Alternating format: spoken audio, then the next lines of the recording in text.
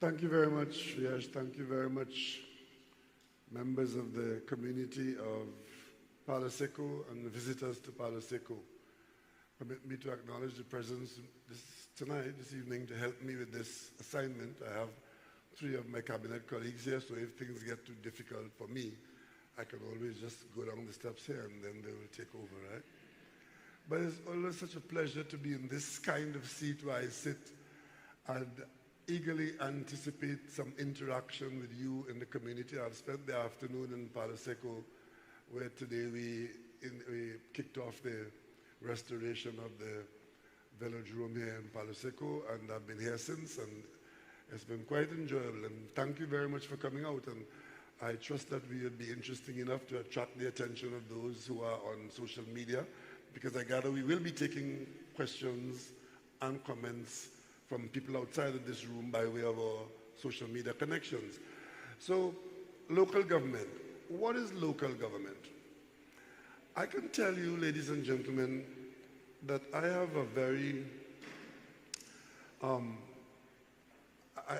been in public life for quite a long time, and it started with some involvement with the local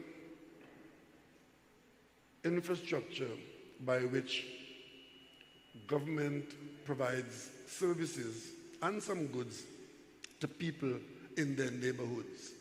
The first time I appeared on a public platform outside of the 1970 conversations, of course, I'm talking about since I've been a PNM member. I joined the PNM in 1974, and I appeared on a PNM platform for the first time in 1980 in a Tobago House of Assembly election. And it was the year when the Tobago House of Assembly was formed. The law was passed. It used to be the Tobago County Council. And there was a lot of conversation, some of it quite heated in Tobago, about how this county council could be replaced by something better, which would service the people of Tobago's needs in a more effective and satisfying way. That was my birth into politics, you may say. I appeared on a platform with an experienced person over in Padmore in a place, in an election in Tobago. But what struck me is how at the time there was such divergent views in the population in Tobago. One group was saying, well, the county council is not really the problem, a vote, and we shouldn't be too adventurous in making changes.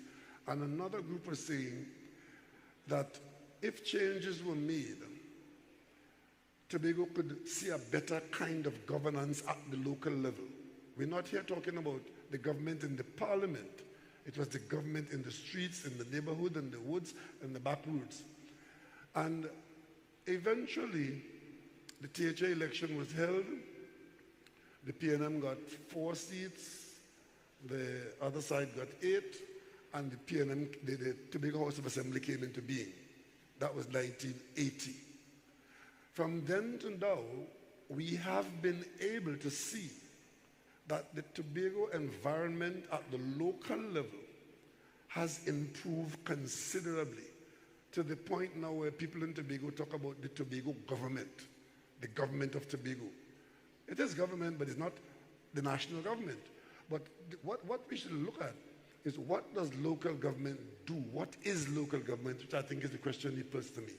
Local government is the administration of state, the administration and management of the state that impact your life at the closest level to you wherever you live. It involves your backyard, your streets, your districts, whether it's a health district.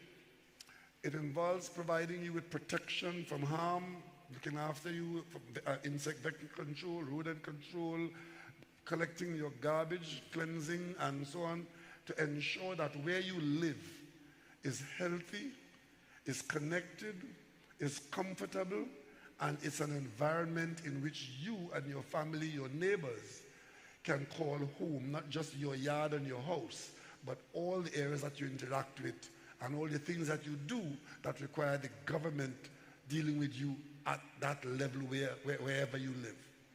There's a Ministry of Local Government, and there has been so for the longest while.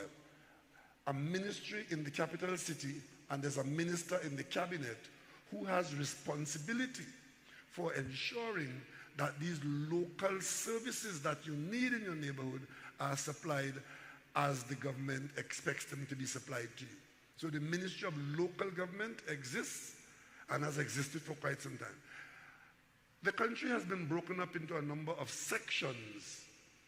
It used to be wards, then it became county councils, then we talk about it became corporations. Some places are cities, some are boroughs, and some are still corporations. But there are districts of the country in which these management entities, these governmental services are provided to you within that district by a kind of a management structure. That structure is overseen by the people you elect. They're called councillors, and they may be led by a mayor or a chairman.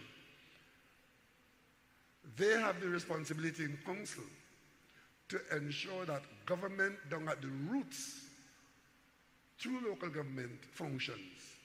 But then there's a public service headed by a CEO in the district who has responsibility for managing the situation. And you would think that the elected councillors do that. No, it's done by the public service. It's a public service discharge, but there's a political directorate. The same way in 1980 there was a lot of conversation about the failure and the insufficiency of the Tobago County Council as the government structure for Tobago. We are there now in Trinidad. In Trinidad, we have been saying for a very long time that local government is a problem because it is not providing the service that you require. So it's more recognized for complaints as against discharge of responsibilities. The main reason for that is that it has evolved from the colonial days where the colonial masters would give you a little bit of authority but hold on to the rest to make sure that they're in charge. So they give but they hold on to it. As leader of the PNM, I could tell you that one of the accusations that was made against the PNM by our political opponents in operating this inherited colonial arrangement is that the PNM doesn't want to give up authority. The PNM government and central government wants to remain in control. And therefore, what we could get as local government responsibility and resources, the government doesn't want to give you. And that has been the tenor of the conversation for a long time. But a PNM government, largely under the Patrick Manning period, decided to entertain the idea of consulting with Trinidad to find out what is it you really need and how can we change it. So we had a number of years of ministerial intervention and consultations around the country. Many of you in this room might have remembered the consultation that Minister Franklin Khan did across the country. You may remember the consultations that went with Mrs. Hazel Manning. You may have seen the documents that were produced. You may have heard the conversations. And then, of course, you have your new minister now, former Attorney General Rowley, who is now the Minister of Local Government.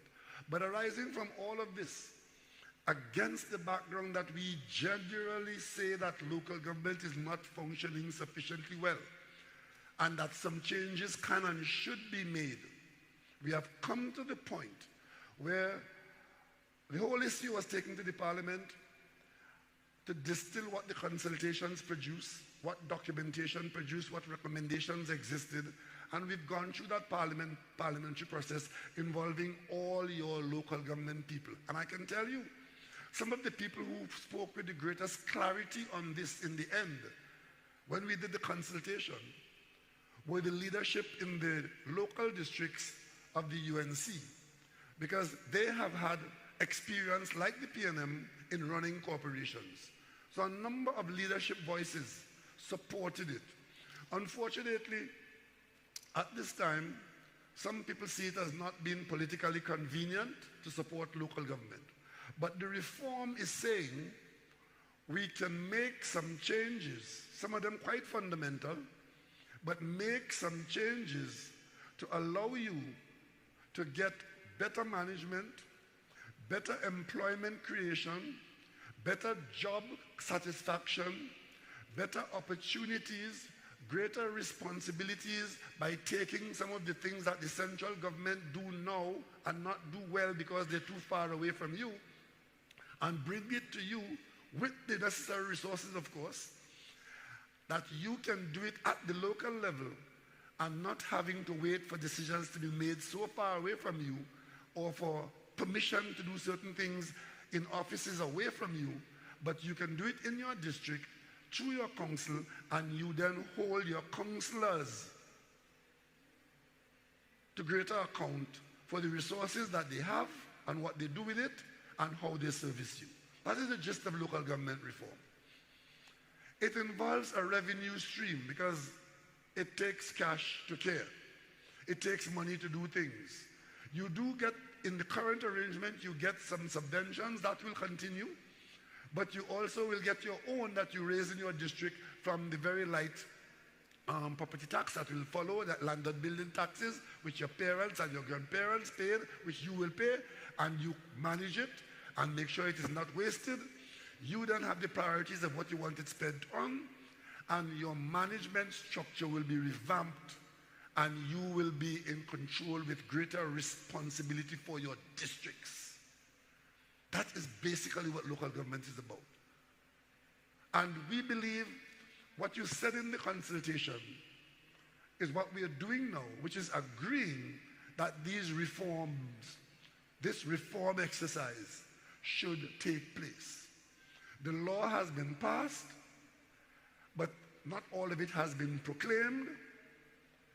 We are saying to you now in your districts, vote for local government reform. Authorize us to make the changes that are in the recommendations. The things that the commonplace things that you see. Build local government. The more you build the management structure, the more efficient the management structure becomes, the more responsibility you can take on at the local level. And we believe that that will contribute and redound to the benefit of all the citizens, and you will see an improvement in your quality of your life. Where is the proof of that? Well, the proof of that is look at Tobago. The Tobago model has succeeded. I will tell you here that the quality of life at the district level is better in Tobago than it is in Trinidad, because there's a better management structure in place. And the resources in Tobago are managed more directly. And because they have some element of a revenue stream over and above their allocations in the national budget, they can do certain things, because you would know if you have a job, doesn't matter how big the salary is, but if you have a job and a salary is coming in every month, there are some things that you can do based on the fact that your salary would be coming in. So that kind of arrangement, you should take guidance from the success of the Tobago model. And I'll tell you finally, when the law was passed in the Parliament to create the Tobago House of Assembly, Dr. Williams is on record on the Hansard as saying, we will do this with Tobago now as it has been advocated and is now being supported. And if it works well, we will transfer that model to Trinidad. That was 40 years ago. So the time has come, time has passed to embark upon meaningful local government reform in Trinidad. And 2023, August 14th, is when you will make that decision on your own to reform local government and bring it into the 21st century in Trinidad.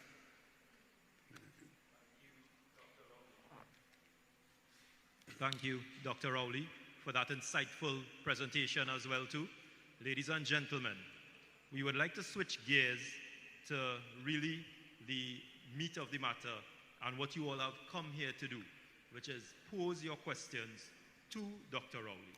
But before we enter the question and answer segment, I would just like to also acknowledge in the crowd, I see Mr. Avinash Singh, Minister in the Ministry of Agriculture, and I've also seen former Alderman for the Siparia Regional Corporation, then Siparia Regional Corporation, Mr. Insenes. My name is Viyash Nanlal, and I will be your moderator for this section of the proceedings going forward. So just let me lay the ground rules first of all. So there will be mics available. Persons interested in asking a question or raising an issue could simply raise their hands. You will give your name and location either by region or constituency. We're asking that you limit yourself to one question at a time. Roughly ask it within a minute. And I know persons tend to give long preambles. If we could limit the preambles and be very direct in our questioning. Most of all, we are asking to be respectful and courteous in asking your questions. If the moderator must intervene, I will. If we are deviating, to limit and get back on track. Of course, the burning issue here is local government reform. We also do have a local government election at hand. So we are trying to keep the issues within these limits as best as we can. So, ladies and gentlemen, I would open the floor now. Individuals could raise their hands if you have a burning question. If you have a question, and a mic will come to you.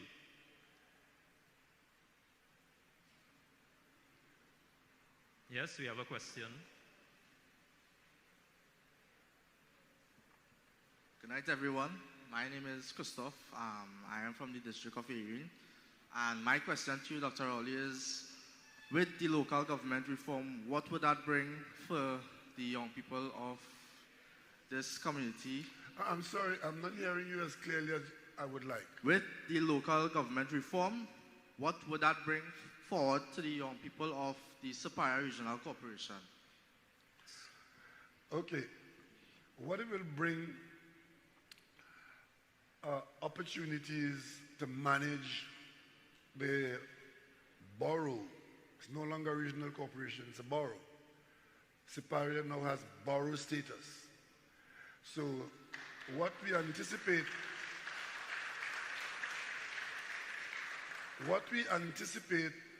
is a transition to a management arrangement that will give greater management responsibility to the elected officials, and there will be a better management structure in place so that the assignment of giving you better service, whether it is in your garbage collection, your management of the environment, your approvals process, and other things, that those things would be managed better so that you can have a better quality of life in the district.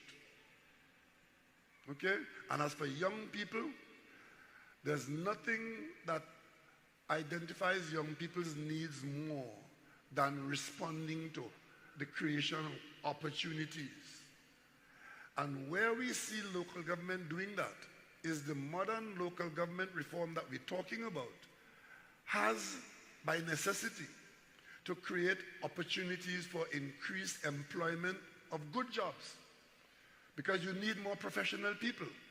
If we're going to deliver those services that I'm talking about in the way that I expect them to be delivered, you would need a certain amount of professional people in there. And some of those people are already available.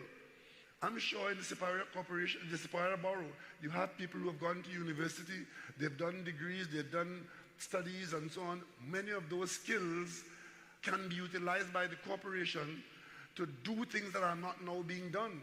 And as we devolve authority on the local government body, those skills will be demanded. For example, you have to manage the money better, so you're going to have to need better auditing, accountants. You're going to have to manage, if you're doing approvals for buildings and enforcement of development in the borough, you would need proper officers with skills to be able to assess the situation. You would need legal, you would need people. You will be doing infrastructural development work, which you're not now doing in a good way, but you'll do it better. So skills of, like, Masonry, carpentry, plumbing, they will still be required because people should prosper. And as they're prospering, they will build houses, they'll extend houses. All of these things will create opportunities. Today I came from the velodrome. We're talking here about a rebirth of the sporting heritage and legacy of this area. Sport management is an area of growth, creating employment opportunities and developmental opportunities. All of these are things that a new local government model could take in charge. We're talking about agriculture. The Minister of Local Youth Development is here. We have thousands of young people that we are training to be modern farmers. That can provide more opportunity. And of course, we have other things that we can do that will bring new opportunities in entrepreneurship. And the corporation, or the borough, as I should say, is there to guide, to help, to assist, and to manage the overall picture of it. So opportunities to be created by a new approach to doing business. Thank you, Dr. Rowley. Other questions? We have the floor open. We have a question. We have two questions here. Good night, Mr. Rowley. You hear me? I am Simone. I am from the district of Palo Seco. And my question to you You're from Palo Seco? Yes, I am. Right. One Palo Seco person in the house. We all know that cooperation needs reform. We all know that cooperation needs money. We all know that cooperation does take 2 years to do something that is needed to be done in 2 weeks. My question is what we are doing about crime in the country. Crime always forces its way to the forefront. Well, we will still have crime being dealt with by the security services of the nation. The nation's security services are police services. And I'm sure you have police stations and so you have station districts that will service the borough. But in terms of the role of local government in crime fighting, two things will stand out. One, you will grow and develop an effective borough police service, which will do mainly patrolling work alongside the National Police, and you will do that. Borough police will do specific policing like your schools, your markets, and like, you know, if there's a sporting event taking place, the borough police could be the police on site. And of course, there are requirements for policing that may be office-oriented, where you have to go to the police for certain things. The borough police can be assisting in that. And of course, when you have that in place, it allows other people to interact with you better. Because the more order you have in your community, the more attractive your community becomes. And as your community becomes more attractive, it's a place of residence. Activities will take place in your district which would require policing. And you, as parents, raising children, if you are parents, local government with better management should provide better opportunities for raising children or for socializing. Because the management of local government responsibilities should give you better control of these public spaces being kept in a better condition, right down to the dead people, where your cemeteries would not be overgrown by bushes, but look as a place of peace and quiet, where people rest in peace. Sporting facilities, and things like that. So the more you put better management in local government, the better it becomes. And the whole question of crime and criminality should recede in parallel to the positives of this kind of approach and improvement in the local government district. Thank you, Dr. Rowley. Another question? I know we had someone. Yes, we had someone.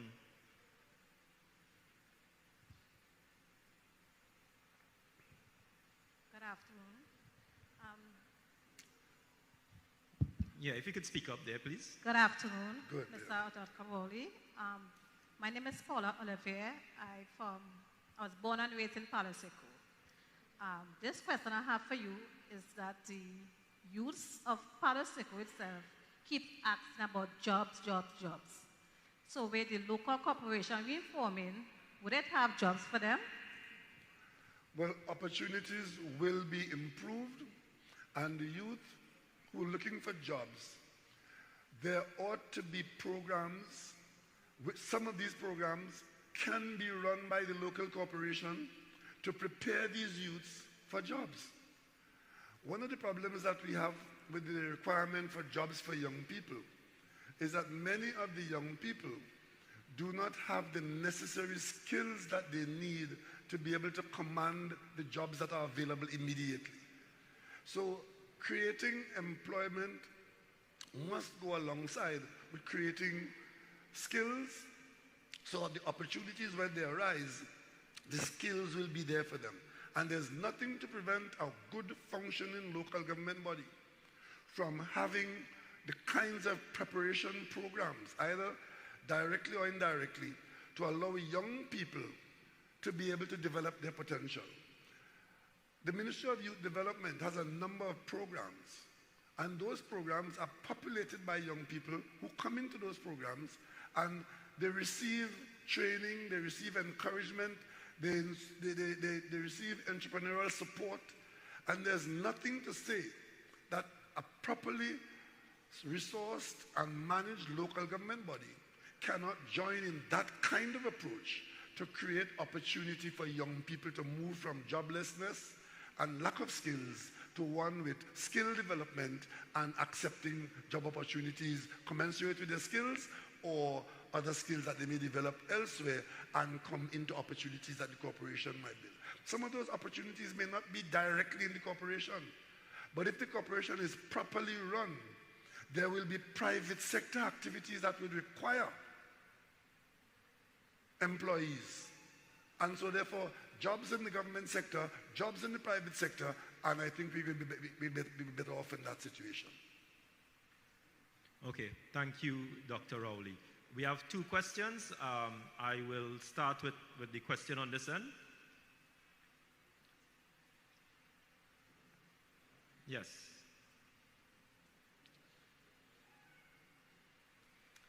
Good evening, Prime Minister Dr. Keith Rowley. Good evening. To the moderator, to the ministerial folks that are present, and to all villagers and those around.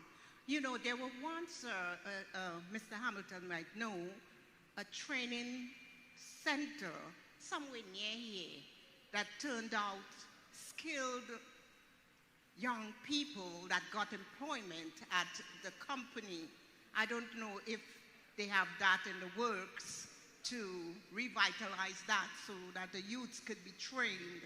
Also, I asked to get a light fix near my neighborhood in the campaigning session, and it's 2 weeks and it hasn't been fixed. But, you know, because some unsavory people was nearby and it was dark, you know, and I have a sick husband they're dealing with, so I need some light to see. Also, I'm in my mid-60s. Forgive me, my name is Pamela Mitchell. I'm from Lusboho, born and raised.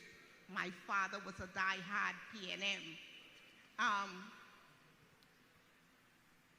You know, excuse me, moderator, but mine is a little lengthy. I'll go back to come forward. I remember even as a young child when Dr. Williams came and we had a big rally down Rowley Road. And something happened and the people of South were demonstrating and complaining. He said the tail cannot wag the head. And we are still just like the tail just fanning the flies from the poo-poo. Because the oil, the revenue that they get to run the country is from the South. They pull it up from under our house. The pitch lake is in the South. Yet we have the worst roads. There is a landslip in Quarry, 2 places.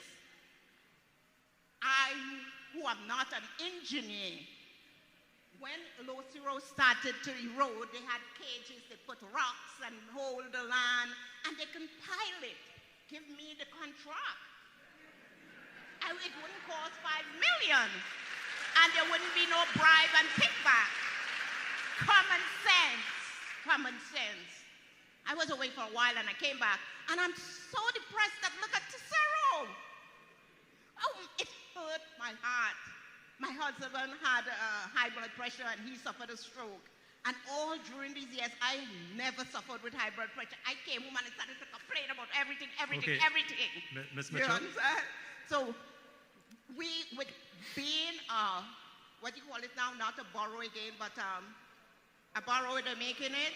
I hope it's better, and I wouldn't break my foot in Siparia on Edward Street on the corner of Palo Seco taxi stand that has, from since I was little, had that broken sidewalk. Thank you. So we are looking for betterment. Amen. Thank you, Ms. Mitchell. We'll give the Prime Minister an opportunity to respond. Yeah. I know you raised a number of issues there. Thank you very much, Mr. Mitchell, for your very passionate intervention. Let me say something about our pitch lake and our roads. Two things that I need to say in this conversation. One is that a pitch lake does not road make. Many people think that because we have a pitch lake, it automatically feeds into roads. You may not believe this, but the operation of the pitch lake in recent years had been contributing virtually nothing to local road maintenance.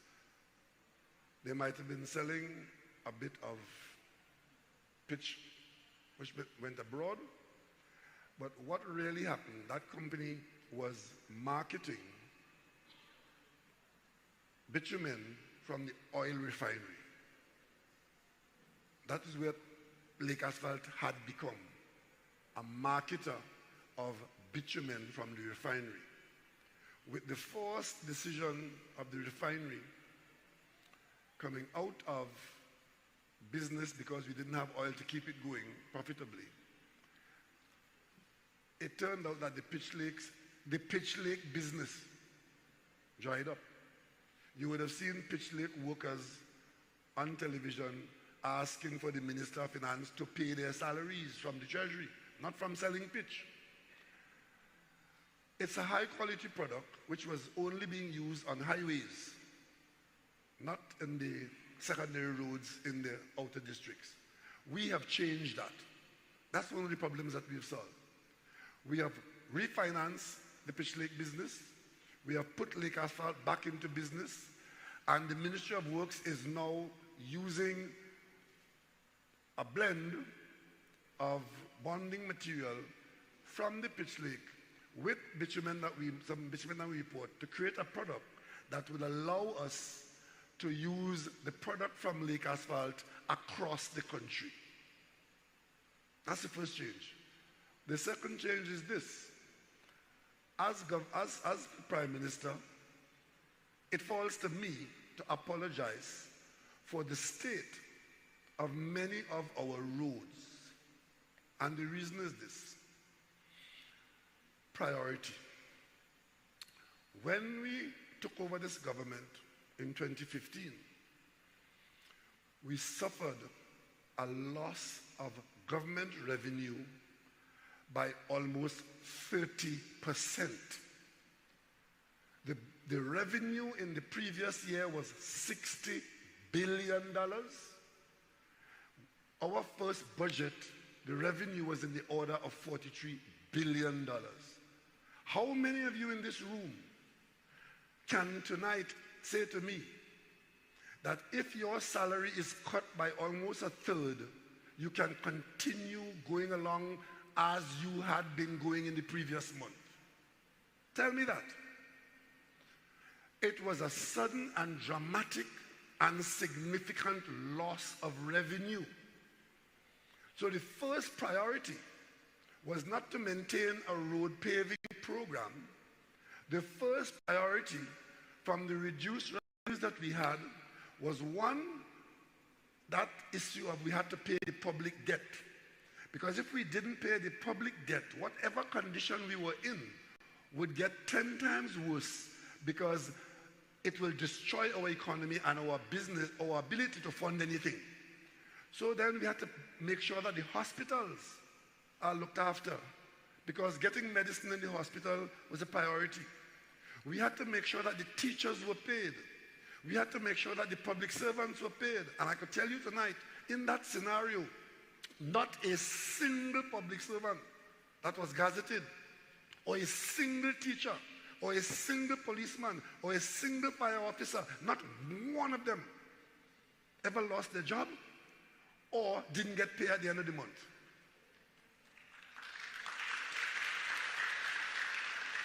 So those were the frontline priorities.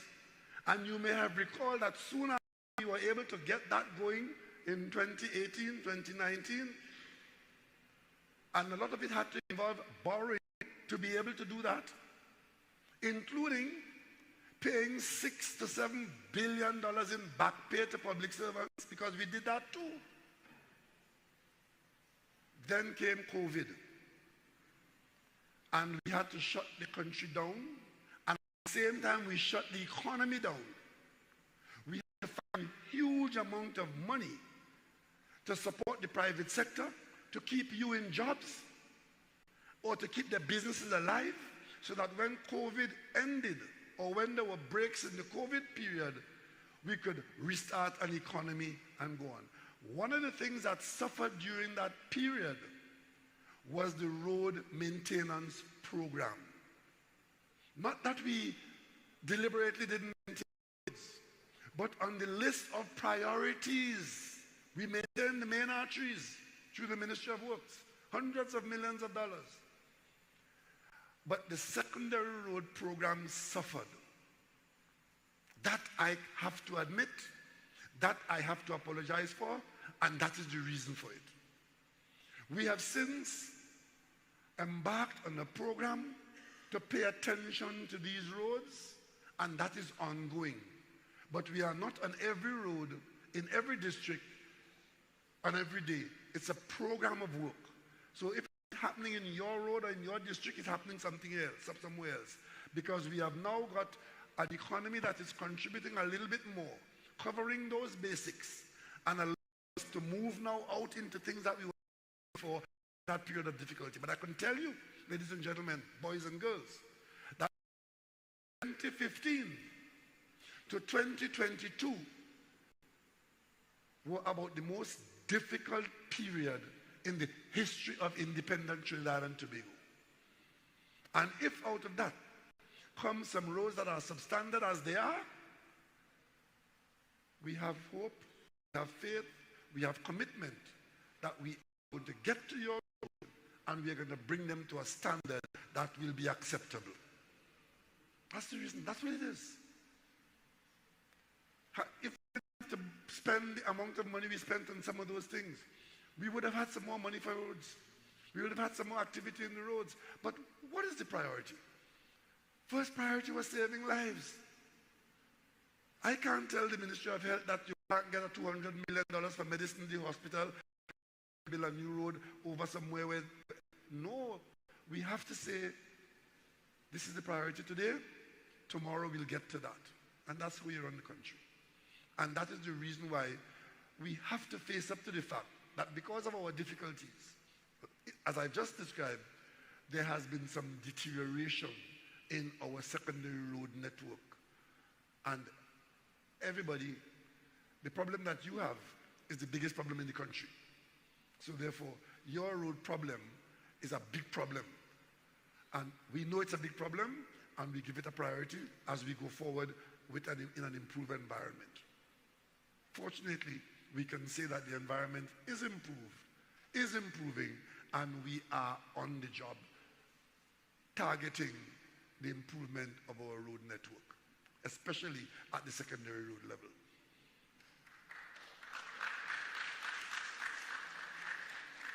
Thank you, Dr. Rowley, for that comprehensive discussion and explanation on our current state of infrastructure in the country. We have another question here at the front.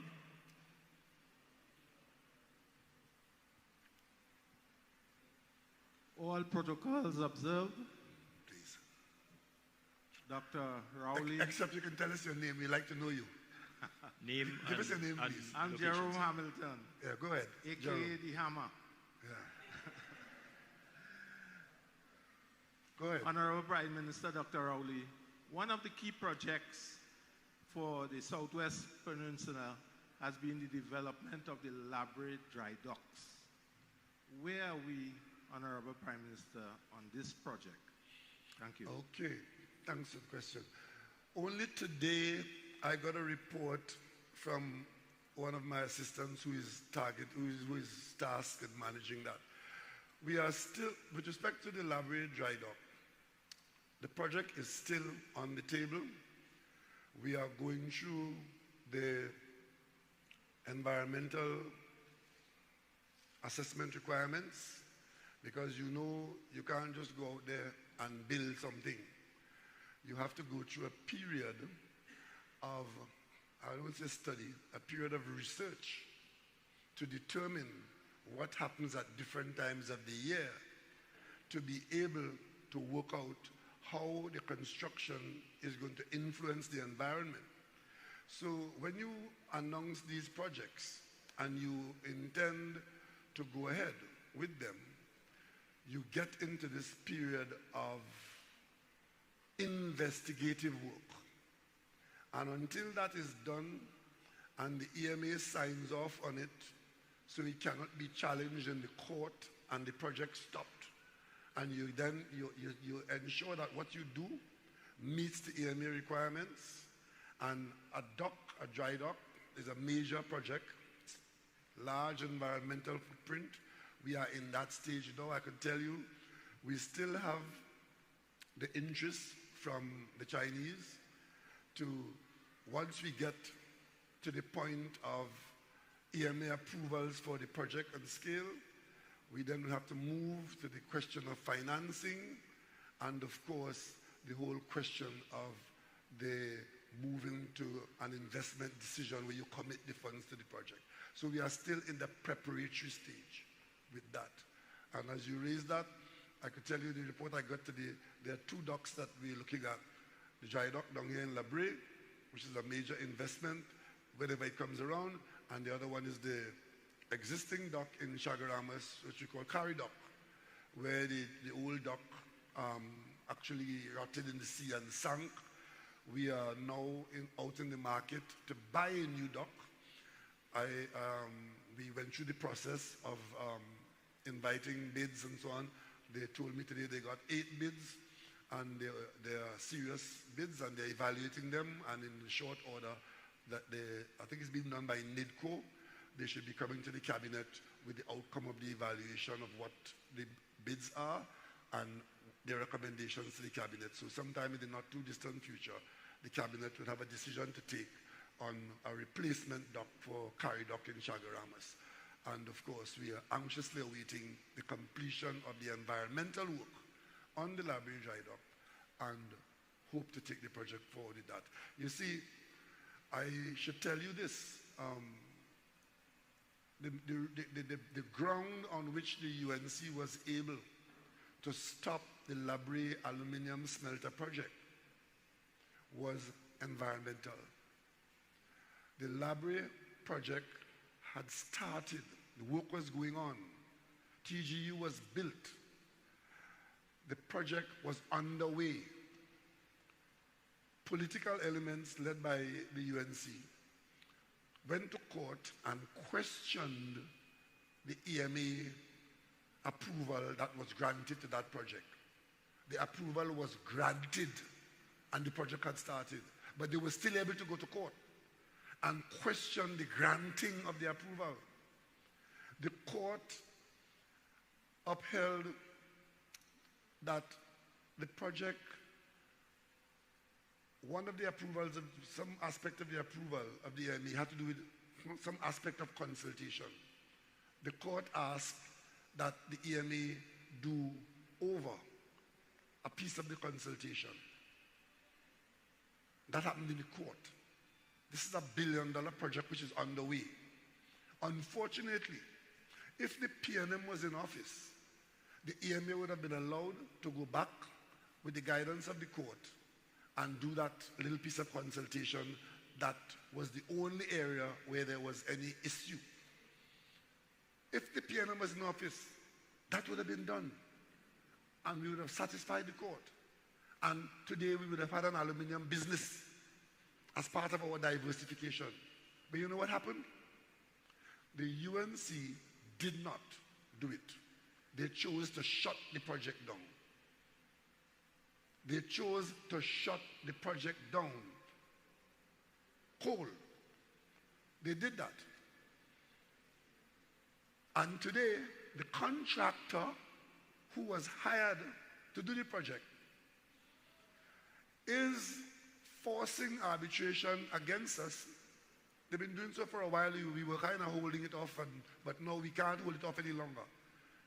There's a claim against us now for $300 million as a result of that shutting down of the aluminium smelter in Labrie. A legal battle that we are engaged in now with the Chinese contractor. You know how much $300 million is? Yeah?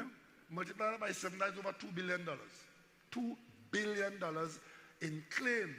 So this government is now having to try to negotiate our way out of that, or at least out of some of it, but we can't run away from it any further.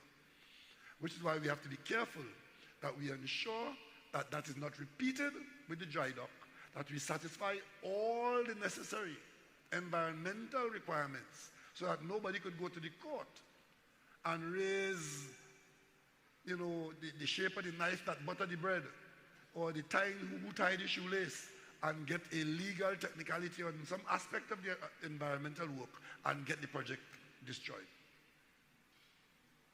Thank you, Dr. Rowley. Really getting into some details into one major project that could have impacted the Southwest Peninsula and one major project which can impact the Southwest Peninsula positively. We have another question. Again, state your name, location, and your question. I am Marceline Pierre Panting. Only you hear me? Yes. I am Marceline Pierre Panting. I'm from Faizabad. I'm sure Mr. Rowley making me out in all the, in all the meetings. I was the woman blowing the horn for you on the promenade. Okay, I'm all tracking right. you right through because I was really longing for this opportunity to have a word with you face to face.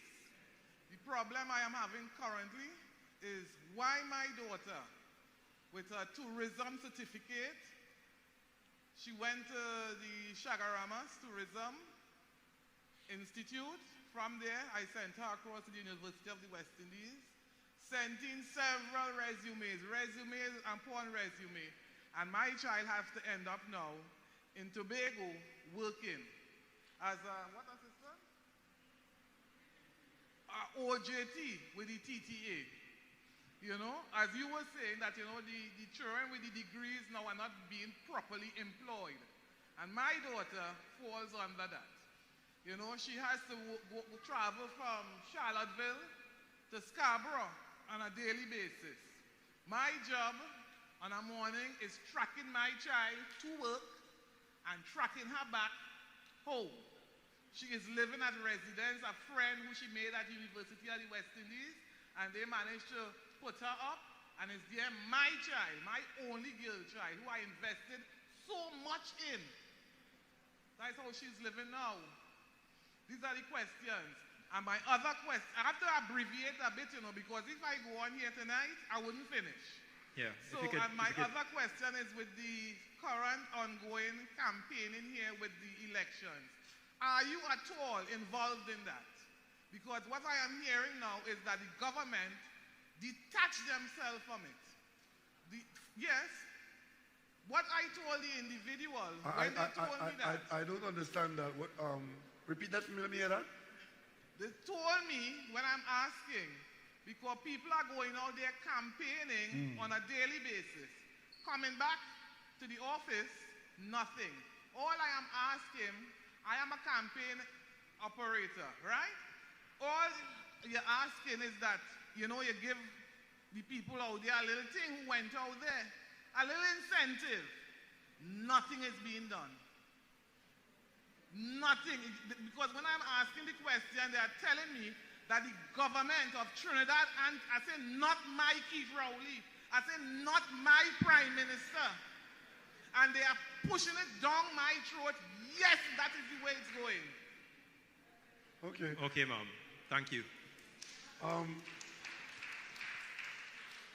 Let me talk about the experience that your daughter is having. You see,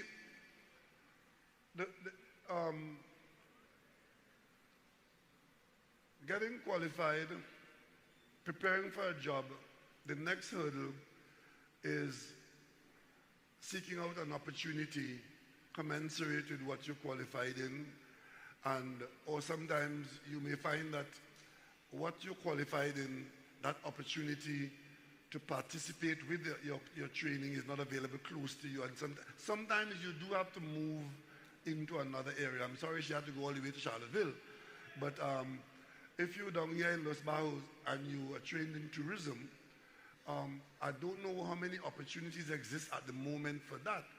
That is not to say that you should not be, because a lot of people from an area where the opportunity doesn't exist get trained and go off to other opportunities.